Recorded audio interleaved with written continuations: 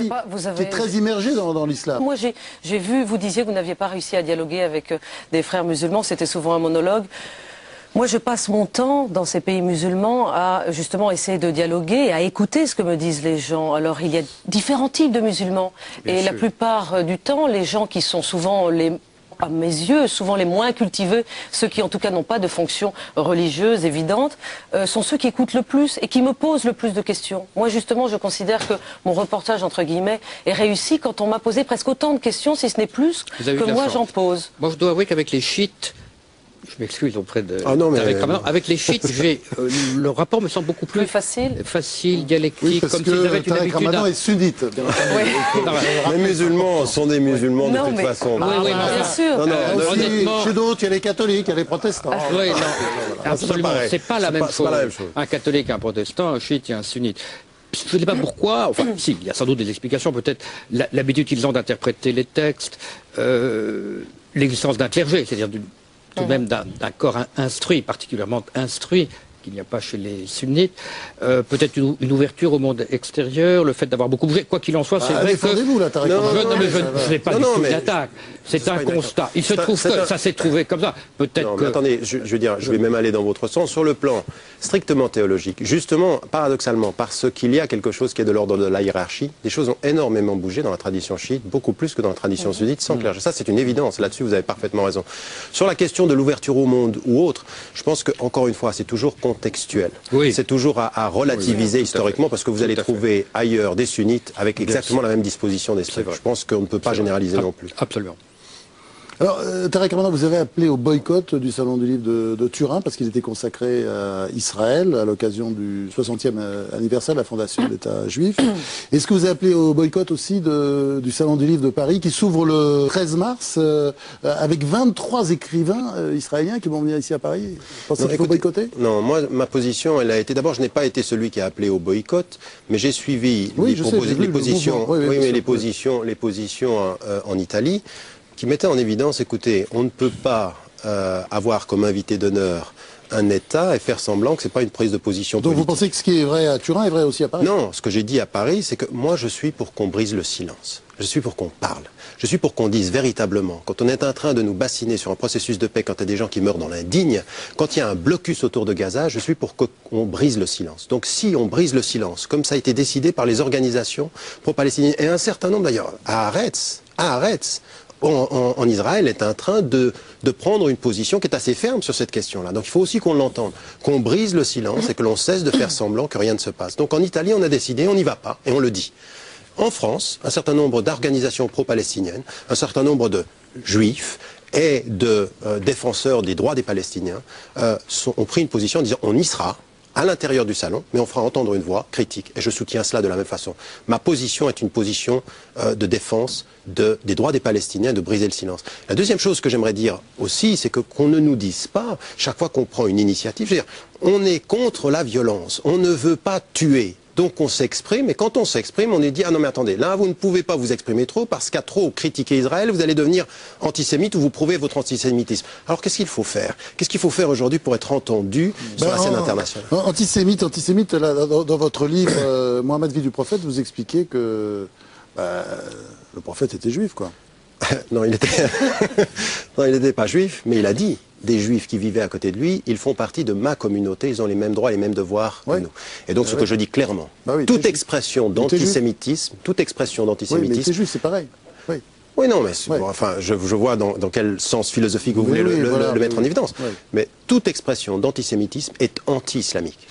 Et ça, il faut le dire et le répéter. Pourquoi? Parce qu'aujourd'hui, par extension, dans le monde musulman, on a des transgressions de ce principe-là, en disant ben, finalement c'est les juifs. Non, il faut faire la différence entre l'État d'Israël, ses différentes politiques et les différents gouvernements successifs, et les critiquer pour ce qu'elles sont d'un point de vue politique, et faire la différence avec l'antisémitisme. L'antisémitisme est inacceptable sous toutes ses formes et sans aucune condition. Est-ce que je peux dire que je suis hostile au boycott car on ne peut pas faire porter à des écrivains des décisions politiques contre lesquelles généralement ils se dressent d'ailleurs. ce n'est pas un État qui en invite un autre, oui, c'est vrai, même des éditeurs parce qui que invitent ces écrivains israéliens sont souvent très critiques par rapport à la politique de leur pays. On peut peut-être regretter qu'il n'y ait pas plus d'Arabes israéliens, y compris qui écrivent en hébreu, ça oui.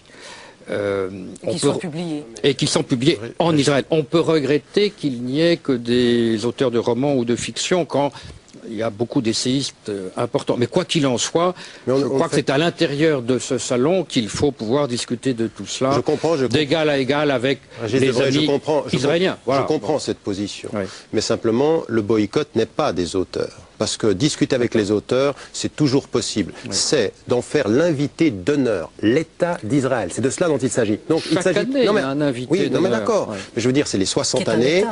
C'est les 60 années de la création de l'État d'Israël. Symboliquement, moi, ce que j'ai dit, c'est que c'est une faute et une maladresse. La deuxième chose qu'il faut mettre en évidence, c'est que tous les invités israéliens à la foire de Turin, celle qui a décidé du boycott, il n'y en a pas un d'auteurs israéliens qui soient chrétiens ou arabes. Ce ne sont que des Israéliens de confession juive. C'est un problème. Quelle représentation a-t-on de la réalité de la société israélienne? C'est un problème qu'il faudra discuter au salon. Je le ferai personnellement avec des auteurs. Ça, je parlais de Turin. On va profiter d'avoir un grand astronome ici, sur ce plateau, André Braic, astronome international, très connu partout à l'étranger. Vous publiez Lumière d'étoiles, vous avez la tête dans les étoiles d'ailleurs. Alors, après tout ça, là, quand vous avez entendu tous ces discours-là, où vous placez-vous? Vous croyez en Dieu, vous? Ça, c'est une question très indiscrète. Bah oui, je pose, le scientifique, si je viens avec ma casquette de scientifique, je me dois d'une neutralité parfaite pour montrer le monde aux gens et puis chacun ensuite choisit. Enlevez votre casquette. Alors, je peux vous priver. Si vous voulez une question, je vais vous répondre. Entre l'âge de 0 et 8 ans, j'ai cru au Père Noël. J'étais heureux, c'était un homme qui me faisait des cadeaux, c'était merveilleux, etc. Et dans la cour de l'école, je me suis battu avec mes camarades qui me disaient, le Père Noël n'existe pas. Comment n'existe pas? Je me suis battu avec eux, je rentrais les habits déchirés, j'ai cru au Père Noël. Voilà donc ma réponse. Et quant à Dieu, je vous répondrai par une boutade.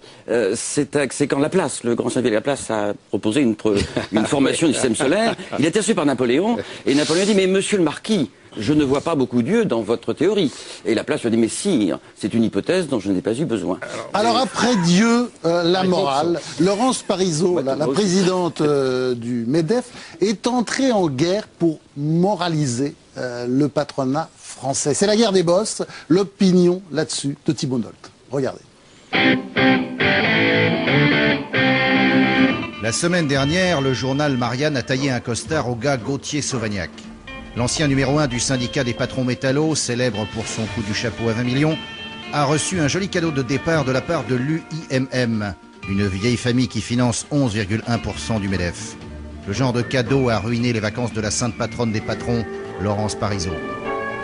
En octobre, quand DGS faisait dans la fluidification de dialogue social, c'était du velours. Denis Gauthier-Sauvagnac est le capitaine de cette équipe. Peut-il le rester? Eh bien, ma réponse, elle est clairement oui. Mais le voilà qui touche au Grisby, et ça, c'est un ticket pour un voyage en orbite. C'est que trop, c'est trop. Je ne décolère pas. Et puis, un cadeau de départ pour quelqu'un qui ne part pas, c'est comme un cadeau de premier communion pour un païen. C'est suspect. C'est comme si les millions ne comptaient plus. L'héritière de la 250e fortune de France parle en experte. Ce qui est incompréhensible également, c'est le pourquoi, c'est le comment, c'est le pourquoi du comment. Et du coup, c'est la guerre. Et ce genre de comportement est pour moi méprisant à l'égard de tout le monde et méprisable. Écoutez, Madame Parisot, je lui laisse la responsabilité de ses propos. La tigresse de Saint-Loup-sur-Semouse réclame la tête des pontes de l'UIMM. Ce que je demande à l'UIMM, c'est une remise à plat de ses mandats. Bref, c'est la valise de cash des vieux métallos contre l'attaché-caisse plein de moralité des jeunes subdeco. Et au final, peut-être une réponse à cette question obsédante. Jusqu'à quel montant un parachute doré est-il moral? Alors, quelle réflexion vous inspire le combat de Laurence Parisot? C'est possible un capitalisme moral, Tarek Ramadan? J'ai de la peine avec la formule. J'ai l'impression que c'est plutôt de l'ordre du contradictoire. Mais je suis de toute façon pour l'ordre de un peu d'éthique dans l'économique. Ça me paraît être une évidence. Mais venu du point de vue du patronat, de la façon dont ça nous est présenté, j'ai quelques doutes. Régis Debray? Oui, moi ça me fait sourire, si vous voulez. Il y a des comédies comme ça qu'il faut faire. Dire que le capitalisme est moral, c'est un peu dire que l'eau chaude et de l'eau froide, ça va pas. C'est deux ordres de choses différentes. Bon, alors après ça, je vais vous proposer de monter au ciel avec André Braic, qui publie donc avec l'astrophysicienne Isabelle Grenier, Lumière d'étoiles aux éditions Odile Jacob. C'est un très beau livre, plein de poésie.